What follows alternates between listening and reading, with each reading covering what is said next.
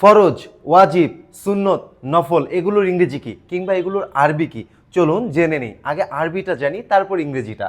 এই ফরজ, এটার আরবি হলো ফার্দ অথবা ফার্জ। আমি আরবি লিখতে পারি না, তাই ইংরেজিতে লিখছি। আর এটার যেটা ইংলিশ, সেটাকে বলা হয় obligatory prayer. Obligatory prayer, obligatory মানে বাধ্যতামূলক, ফরজ পড়তেই হবে। এরপরে ওয়াজিব, ওয়াজিব নামাজও পড়তেই হয়। এটার ইংরেজি হলো রিকোয়ার্ড প্রেয়ার, মানে প্রয়োজনীয় প্রেয়ার, রিকোয়ার্ড। আর এটার আরবি হলো ওয়াজিব। আরবি, ইংরেজি। সুন্নাত, সুন্নাতের আরবি হলো সুন্নাহ, সুন্নাহ। আর এটার ইংরেজি হলো অপশনাল প্রেয়ার। সুন্নাত দুই প্রকার, আমরা সবাই জানি তাই না? সুন্নতে মুআক্কাদা আর হলো সুন্নতে জায়েদা। সুন্নতে মুআক্কাদা, সুন্নতে জায়েদা। তাহলে এটার আরবি হলো সুন্নাহ,